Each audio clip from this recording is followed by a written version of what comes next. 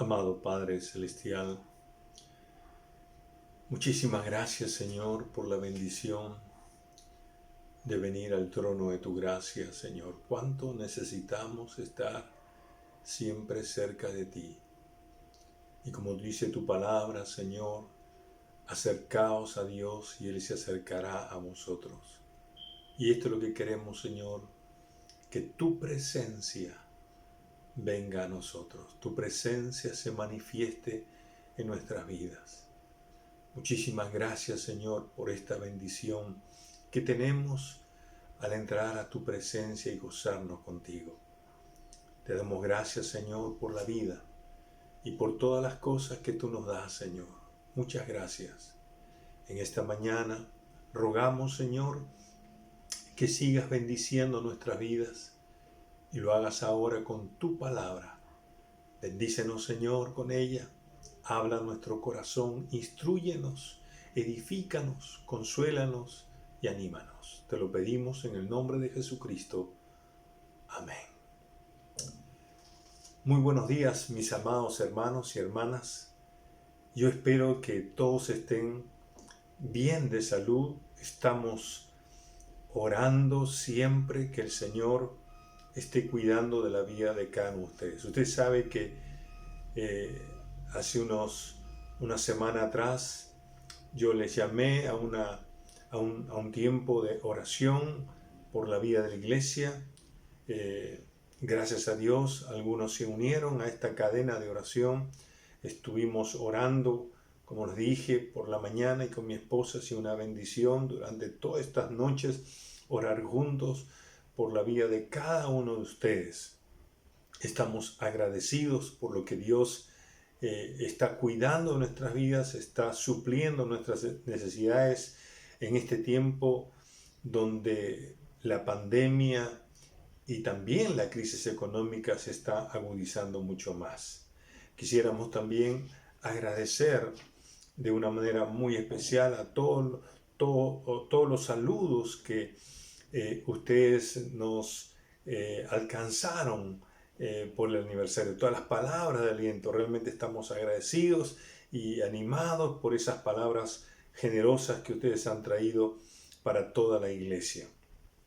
Quisiera también recordarles y animarles, hermanos, que no desmayen de seguir leyendo la palabra de Dios. Fíjense que ya hemos leído 13 libros hasta aquí y hoy, domingo, estamos terminando el 14º libro de la Biblia, porque estamos ya en los últimos capítulos de Segunda de Crónicas. Bueno, hemos hecho durante este mes varios paréntesis y ahora, después de este último paréntesis, queremos retomar nuestra serie de estudios que le hemos titulado Perspectivas Bíblicas frente al coronavirus. Espero que durante estos mensajes hayan sido edificantes y reflexivos sobre todo a lo que estamos viviendo. Usted se acordará que Romanos capítulo 13, el versículo 11, se nos exhortaba a conducirnos como verdaderos cristianos, estando consciente del tiempo que nos ha tocado vivir. El apóstol Pablo nos alentaba a conocer y a entender el tiempo que estamos viviendo. Y conociendo ese tiempo, entonces deberíamos tener una conducta cristiana frente a ese tiempo, a ese Kairos de Dios, con características peculiares, pero que nuestra conducta y comportamiento, pues obviamente honre a nuestro Señor. Y ahora, estando ya en la 5ª prórroga del estado de emergencia, nos damos cuenta que el tiempo que nos está tocando vivir realmente es un tiempo terrible. Es un tiempo de mucha angustia. Hoy, más que nunca, estamos viendo cómo, queridos hermanos, hermanas, no solamente en Callao, sino en el Perú y aún fuera del Perú, que conocemos, están luchando, están entre la vida y la muerte. pero por otro lado estamos mirando la crisis económica que se va angustiando. Empresas están yéndose a la quiebra, compañías están en la bancarrota, pero no solamente eso, sino que eso trae como consecuencia que muchos están perdiendo sus trabajos, sus fuentes de ingreso, ¿verdad? Que sostengan. Y ya la gente casi no puede más y está saliendo a las calles para buscar cómo conseguir el pan de cada día. Y eso realmente es preocupante. Así que el tiempo que nos ha tocado vivir es un tiempo de mucho dolor y sufrimiento, no solamente por las pérdidas de vidas, no solamente por los infectados, sino que también ahora el daño colateral de una economía que va afectando ciertamente a todas las familias. Así que estamos en un tiempo difícil, estamos en un tiempo de incertidumbre, de desesperación y, como decíamos domingos atrás, de muchas preguntas. Y usted se acuerda que nosotros compartimos que cada vez que hay un tiempo de adversidad, de dificultad, sea de dolor, sufrimiento, muerte, nos hacíamos la pregunta: ¿qué será esto? ¿Será una prueba de Dios? ¿Será un castigo de Dios? ¿Una disciplina de Dios? No sé, un ataque del diablo o algo que nosotros hemos sembrado. Y por eso nos hemos hecho por lo menos 2 preguntas ya bien concretas frente a esta pandemia. Y la primera pregunta que nos hicimos es: ¿el coronavirus es una prueba de Dios? Y casi concluimos que sí, que podría ser una prueba de Dios. Y entonces que Dios nos mandaba a tener un corazón contento y que tuviéramos sabiduría para saber cómo conducirnos en medio del dolor y el sufrimiento y ahora la escasez. Pero también luego nos hicimos una segunda pregunta: ¿el coronavirus es un castigo de Dios? Y descubrimos a la luz de las Escrituras que para la iglesia más bien era una disciplina, podría ser una disciplina correctiva de parte de Dios.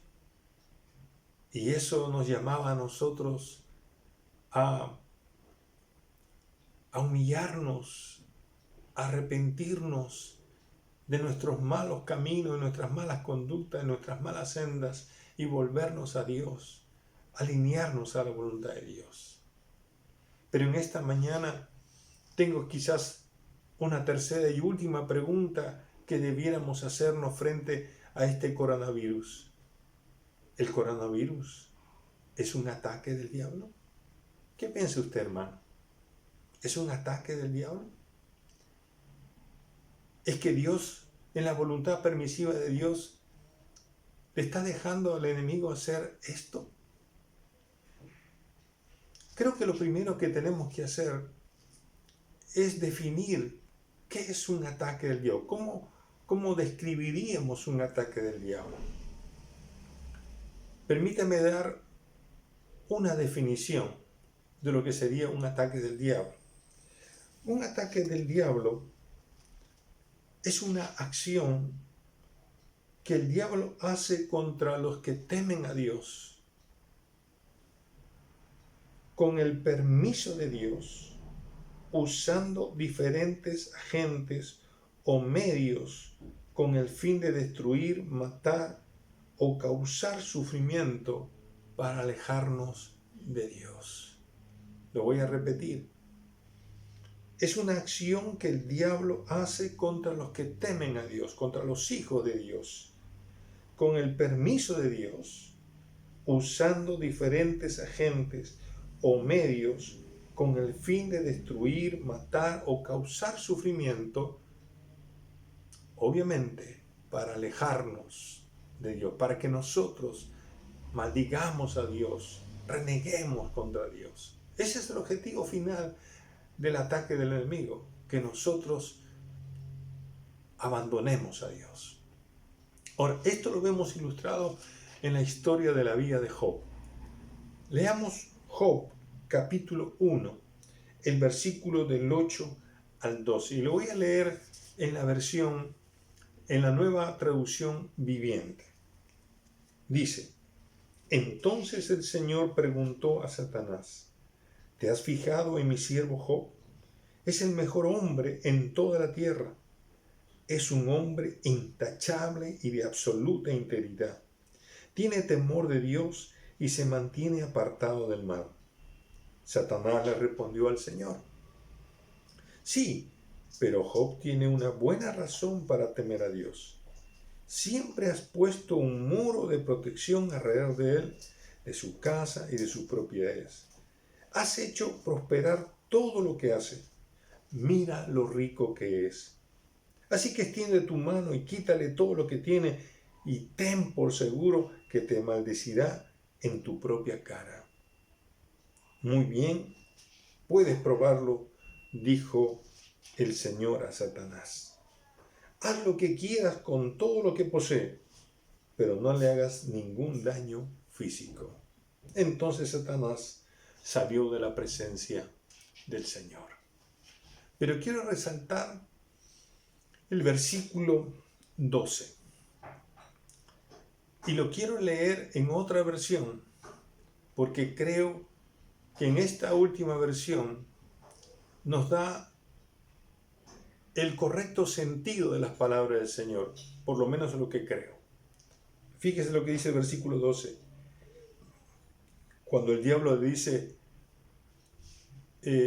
tú le has puesto un cerco protector, ahora mira, si tú le quitas todo eso, vas a ver cómo te va a maldecir. Y mira lo que dice el versículo 12. Dios le dice a Satanás: tienes permiso para hacer con su riqueza lo que quieras, pero no lo perjudiques en su cuerpo. Y aquí están los tres ingredientes que decíamos acerca de lo que es un ataque del diablo. Un ataque del diablo es la acción que el diablo hace contra los que temen a Dios, contra los hijos de Dios, contra los miembros de la iglesia del Señor. Y el primer ingrediente en el ataque de Dios es que esto es un permiso de Dios. Esto es un permiso de Dios. Lo cual significa, hermano, que el diablo no puede tocar a ningún hijo, ninguna hija de Dios sin el permiso de Dios. Y eso debe ser muy claro.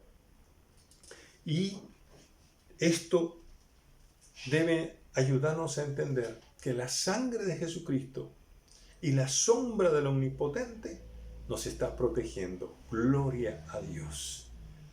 Pero Dios puede darle permiso al enemigo para tocarnos. Ahora, quiero que sepas que Dios pone un cerco alrededor de nosotros. Esto es glorioso. El versículo 10 dice lo siguiente: no le has cercado, dice el diablo, no le has cercado alrededor a él y a su casa y a todo lo que tiene. El diablo sabía muy bien que los hijos de Dios están cercados por las manos poderosas de Dios.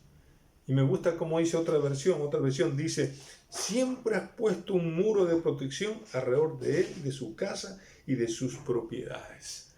Gloria a Dios. El diablo sabe que tú y yo, hermanos, si tememos a Dios, Dios ha puesto un muro de protección alrededor de mi vida, de la vida de mi familia y de la vida aún de las posesiones que Dios en su gracia nos da. Esa es la bendición. Y por cierto, nada de esas cosas serán tocadas si Dios no se lo permite. Pero la segunda cosa, el segundo ingrediente en el ataque del diablo es que él usa agentes. Agentes. Pueden ser humanos, pueden ser de la naturaleza, en fin. Pero él usa agentes para traernos ciertamente el ataque. Y nosotros notamos en los versículos en adelante, del versículo 13 hasta el capítulo 2, versículo 8, nos vamos a dar cuenta que el diablo atacó a Job a través, primero, de hombres malvados, como los sabeos, caldeos, que mataron a los criados de Job y a sus animales también. Pero también vemos cómo el diablo usó, dice, un fuego, que algunos traducen un rayo, que cayó sobre las ovejas y los pastores y los consumió. Luego vemos que usó un viento tan fuerte que destruyó, que derribó la casa donde se encontraban los hijos de Job. Todos sus hijos murieron. Y finalmente usó una sarna maligna, dice, para tocar el cuerpo del mismo Job. El diablo siempre nos ataca de diferentes maneras. Y fíjate que ahí viene el tercer ingrediente en el ataque del diablo. Y es que su propósito siempre es destruir, es matar. Destruir y matar. Y esto lo vemos.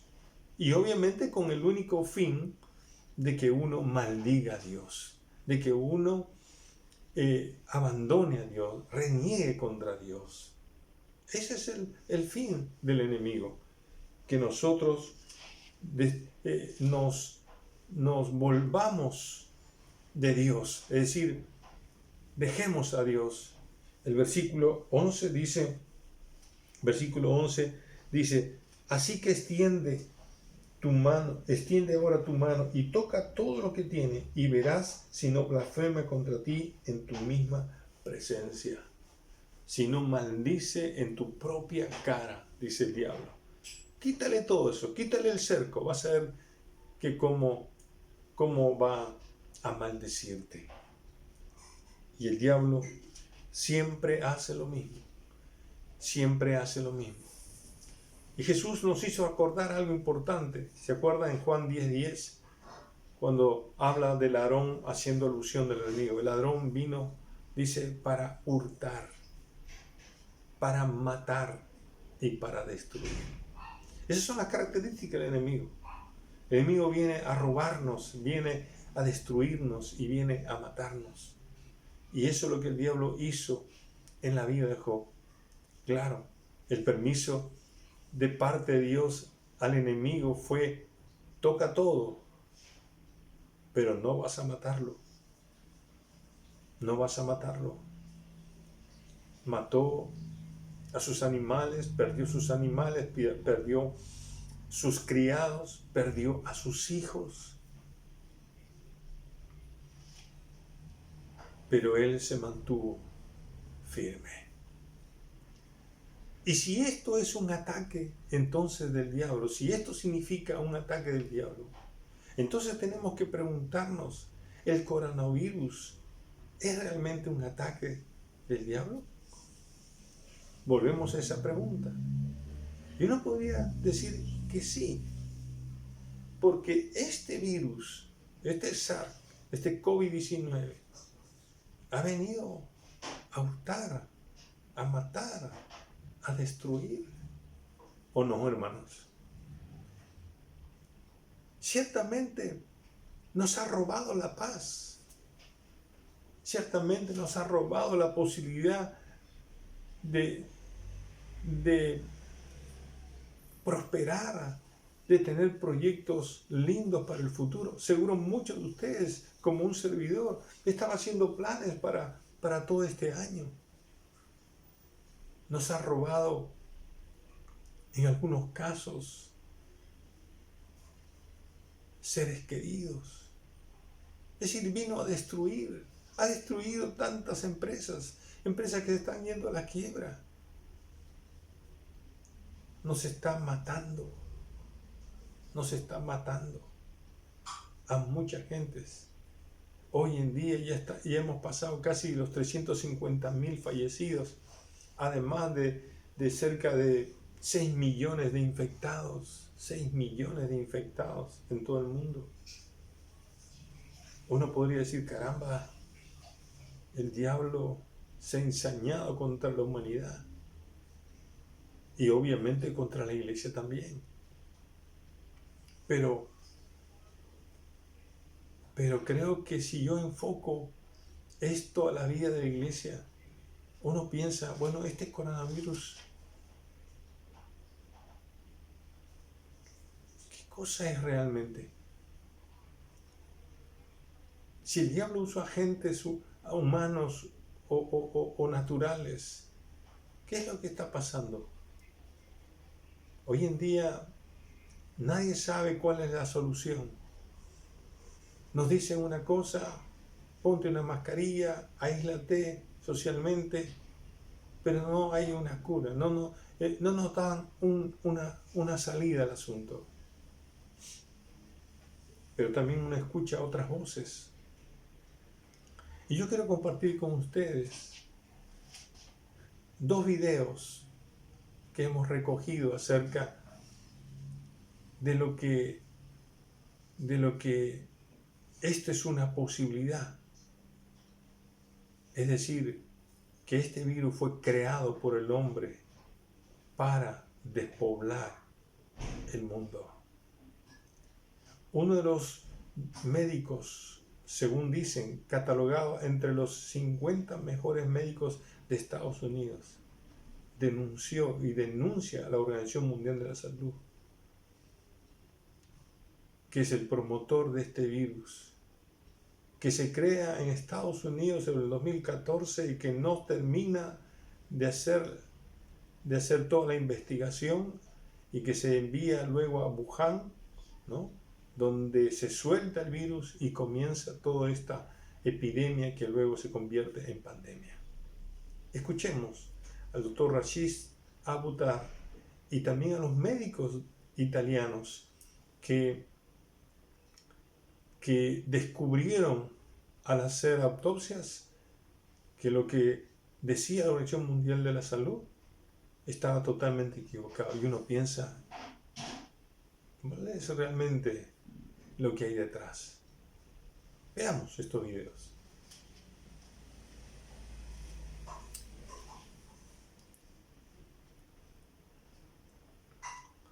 Cuando uno escucha al doctor Rashid y a estos médicos, uno dice, aquí hay una mente malévola, aquí hay algo cruel, aquí hay una intencionalidad de matar a la gente, de destruir a la gente. Este virus, dice, este es como una neumonía. Y los entendidos dicen, esto no produce una neumonía, lo que está produciendo es una trombosis. Y están buscando ventiladores cuando lo que requiere el paciente según ellos, ¿no? Yo no soy entendido, no soy médico, pero lo que están diciendo los médicos es, esto necesita un antiinflamatorio.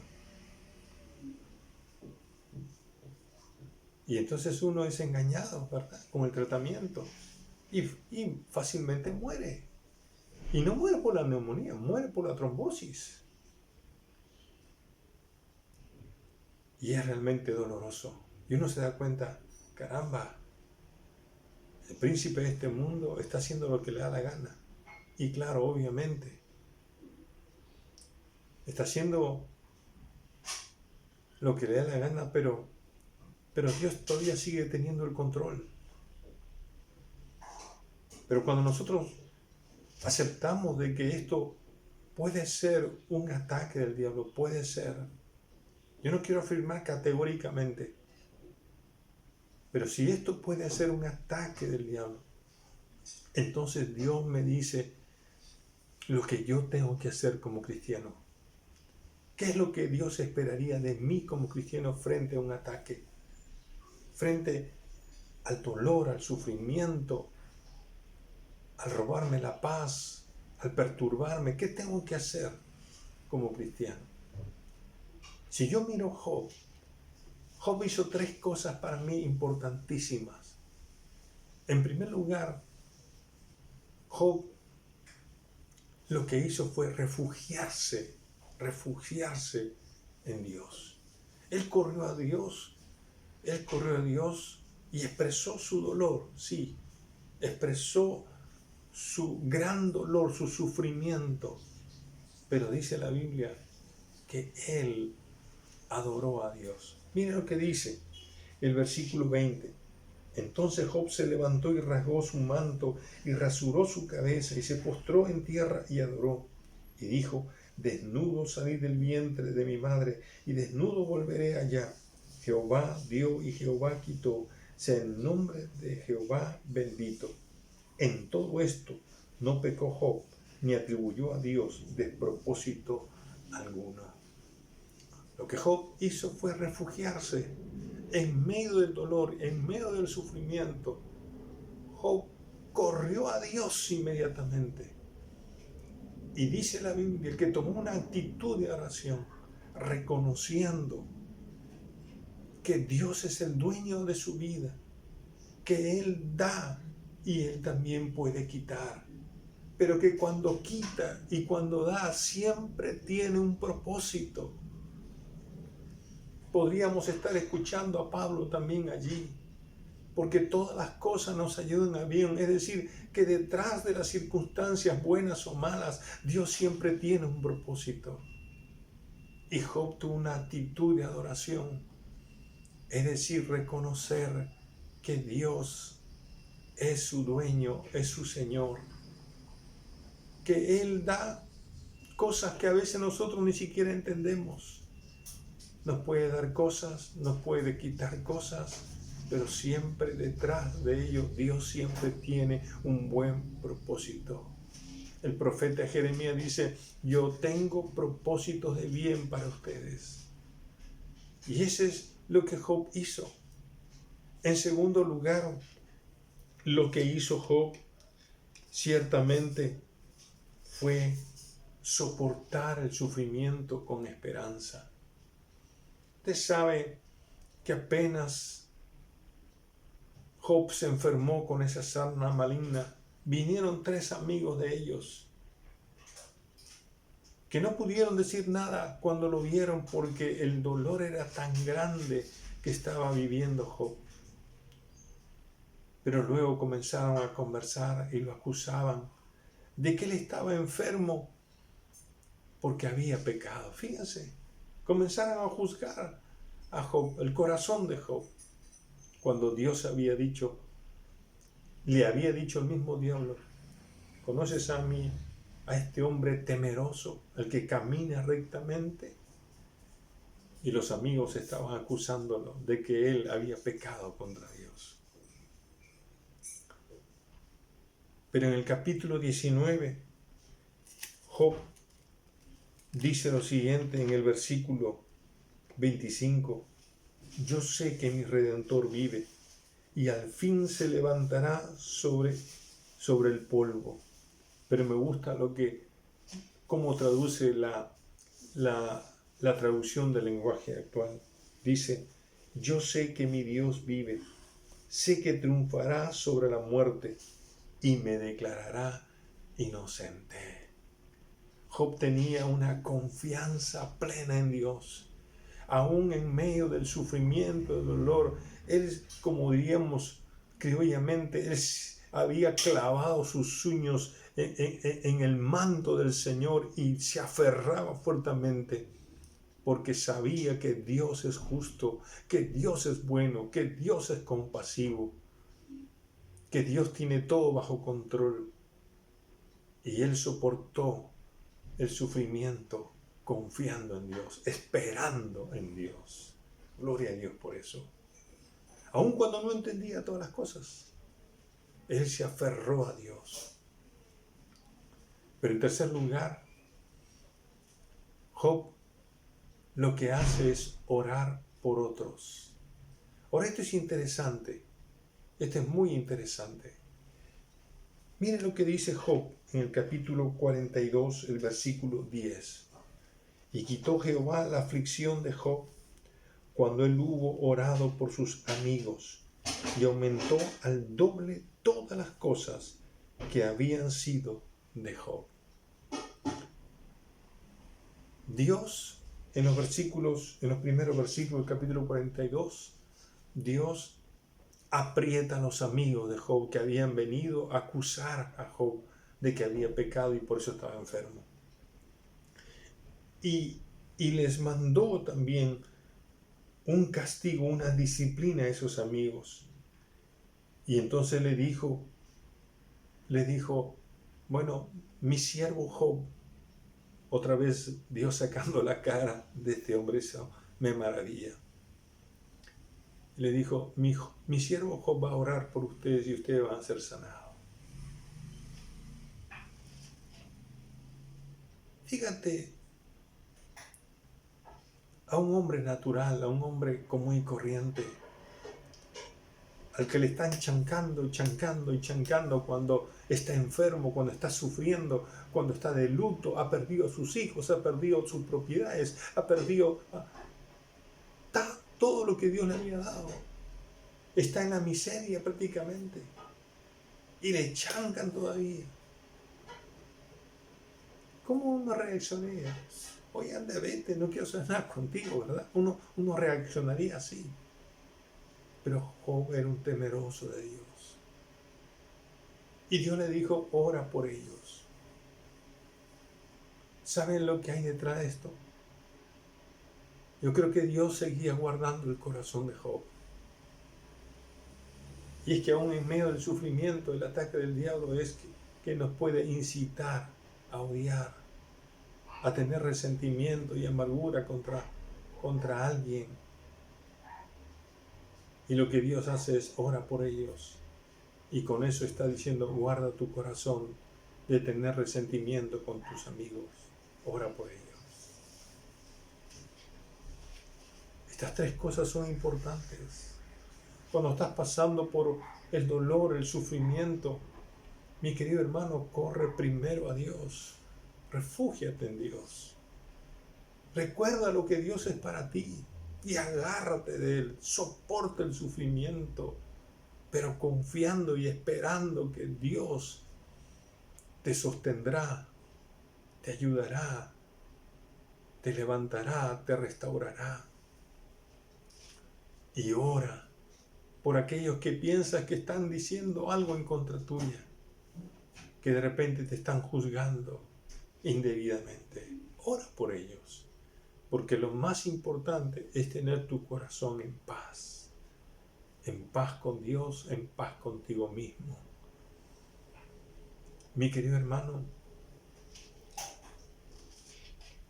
una segunda cosa que tenemos que hacer frente a un ataque del diablo es que ciertamente el Nuevo Testamento nos enseña a vestirnos de toda la armadura de Dios, desde la cabeza hasta la planta de nuestros pies.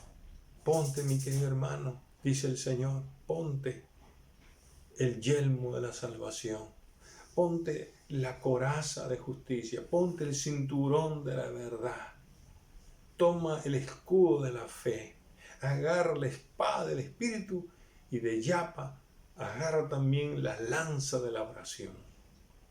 Estas son las armaduras que Dios nos da. Y por supuesto, ponte los calzados de la paz.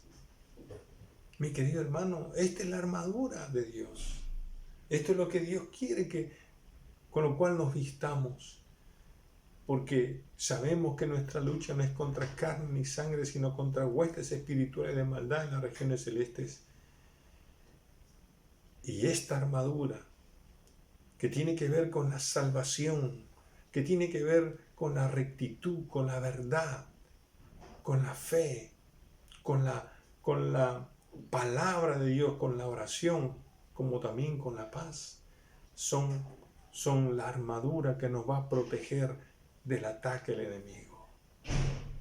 Mi querido hermano, si aceptamos que el coronavirus es un ataque del diablo, entonces debemos comportarnos como cristianos.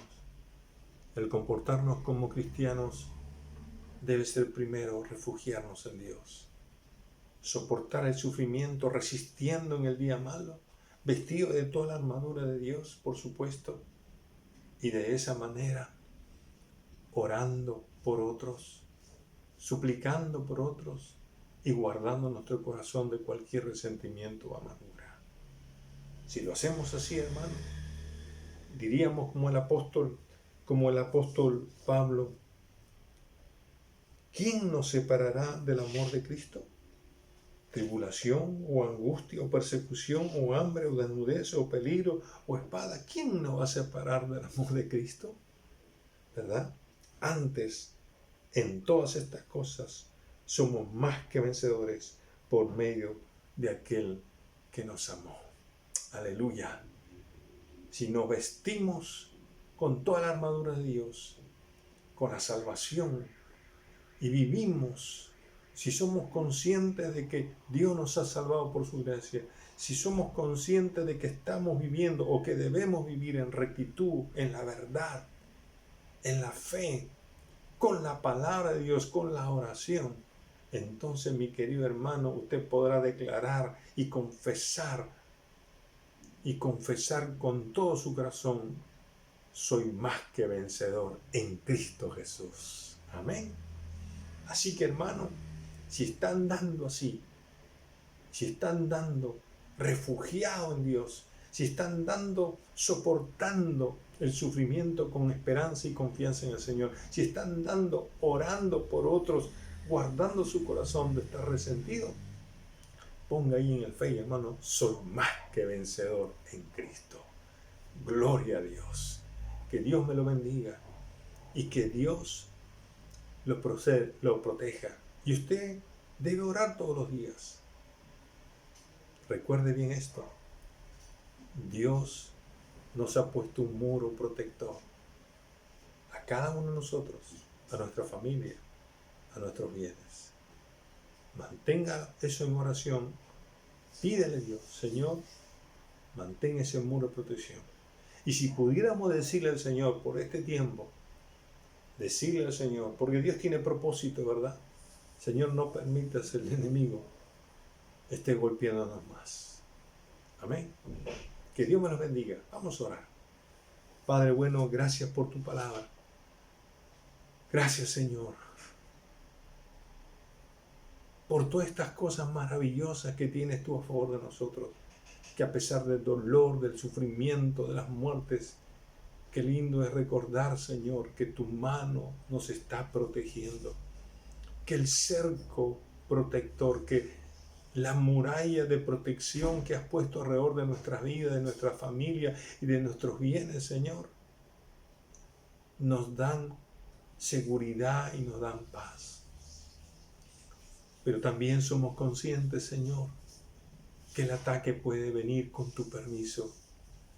Así que danos la fortaleza para mantenernos, Señor, conscientes de las realidades espirituales, para que cuando venga esto y podamos discernir esto, si es un ataque del enemigo, hagamos, Señor, lo que hizo Job: refugiarnos en ti, correr a ti y reconocer que tú eres el dueño de nuestra vida, que tú tienes el control de todo, que tú das y tú quitas, siempre con propósitos para nuestro bien. Y que nos des la fortaleza para soportar el sufrimiento, confiando en ti y esperando en ti, y guardando nuestros corazones para no resentirnos, para no amargarnos, sino para orar primero a ti, dándote gracias por todas las cosas y orando por aquellos que de repente puedan estar diciendo algo en contra de nosotros. Señor, gracias por tu palabra. Bendito seas en el nombre de Jesucristo. Amén. Que el Señor me los bendiga. Un abrazo. Les amamos y les extrañamos mucho.